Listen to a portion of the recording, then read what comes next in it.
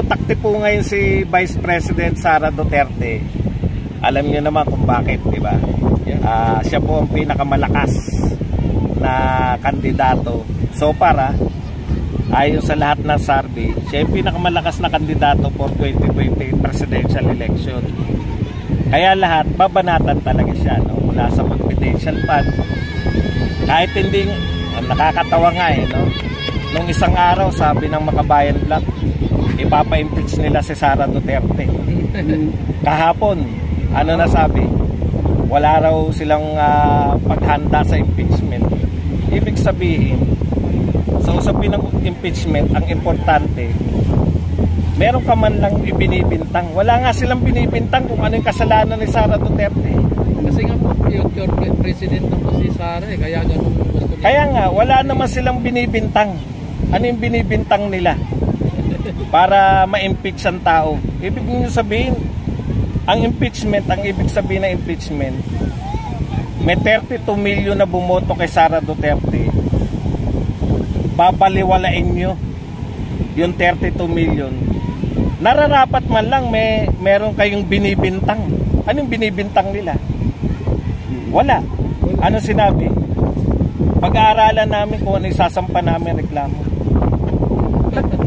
Nagsasalita kayo ng impeachment, wala pa pala kayong isasampan reklamo. Di ba? Anong walang ebidensya talaga pa? Hindi nga ebidensya ang pinag-uusapan natin eh. Reklamo nga, wala pa eh. Anong ebidensya ang pinag-uusapan nyo? Grabe, ano? Wala pang reklamo, paano ka hanap na ebidensya? Ibig sabihin na idol, ano sila, galit, takot na takot sila. Darating ang araw na magiging isang presidente na naman ang Duterte. Yan malamang. Yan ang talagang yan talaga punot dulo niya. Kasi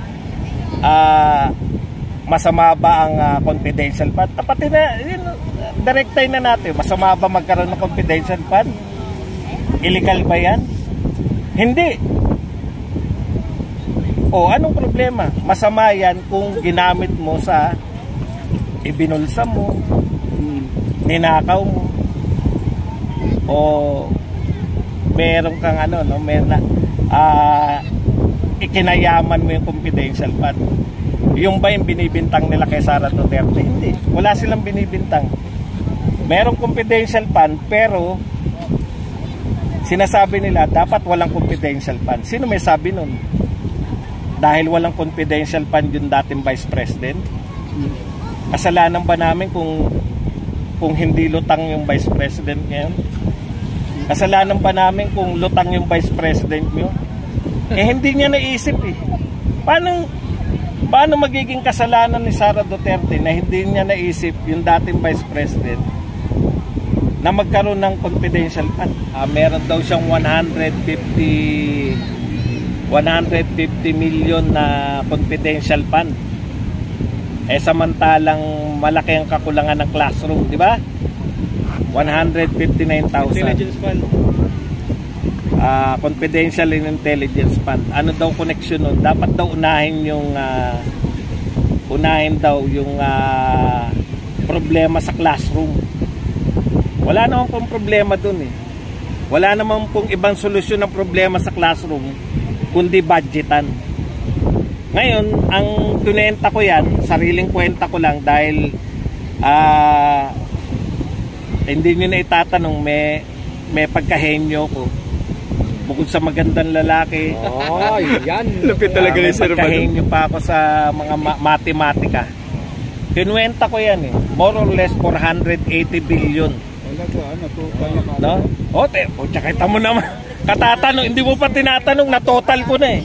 Henyo ka talaga, Sir. 480 billion ang gagastusin para dyan. Saan tayo kukuha ng pera na yun? Di ba? 150 million lang yung inaangal nila na may confidential fund. Gawin mo mang classroom mo yun, kulang pa rin ang classroom. Ang pag binigay mo naman lahat ng budget sa DepEd para mawalan ng suliranin sa classroom, paano ibang ahensya? Alam nyo ba na yung classroom problem na yan, kung gagastusin mo lang sa classroom, marami pa rin kakibat na problema yan. Halimbawa, dito sa Metro Manila, lahat ng Metro Manila mayors mayayaman. Kaya nila mag-donate ng mga gusali. Di ba? Bakit hindi sila nagdo-donate sa DepEd ng gusali? Sa tingin nyo? Bakit nga ba, sir? Walang mapagtayuan. Ayun. Puno na yun eh. So, poproblemahin mo na naman lupa sa Metro Manila. Yung mga eskwelahan natin, wala na. Noon araw kami nag-aaral, may mga ano pa, may mga quadrangle pa. Nakakatakbo pa yung mga bata. Ngayon puta lahat classroom na. Saan pa itatayo? Kahit mayaman ng Makati, kahit mayaman ng Taguig, mayaman ng Quezon City, gusto man nilang tulungan yung DepEd, magbibigay sila ng classroom. Saan itatayo? Kaya yung dito sa... Kaya patong-patong na problema yan. Hindi yan simple. Gusto kasi ng mga dilawan kakamping, pasimplihin natin yan. Isisilat kay Sara Duterte. Nung araw pa kulang ng classroom natin. Lupa na talaga ang problema natin. Hindi naman halo-halo yan. Kaya nga may principal, kaya nga may DepEd secretary. Nakakapag-aral naman yung mga bata. Ang kailangan natin, yung iba pang project may patupad. No, hindi lahat dalhin sa DepEd. Yun po yun.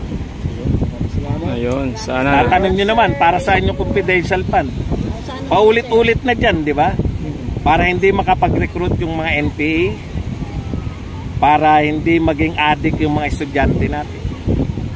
May nagsabing pilosopong mga kakamping. Ano sabi nila? Bakit mamanmanan daw ni Sara Duterte yung 8 taong gulang hanggang 18? Kasi yan yung ano natin, di ba? 6 years old na bata hanggang 18, yung high school, senior high school. Bakit daw yan ang mamanmanan sa droga? Hindi po yan ang mamanmanan sa droga. Yung nagbebenta doon sa mga estudyante na yun. Di ba? Kung wala kang confidential fund at intelligence fund, sino magmamanman doon? Teacher? Ang sagot lang ng teacher yung estudyante sa loob eh. Yes, sir. Paano pag lumabas yung estudyante? Sa tingin nyo ba sa loob ng classroom na nagaganap yung bentahan? Yun po yun. Kaya kinakailangan pong gastosan yan.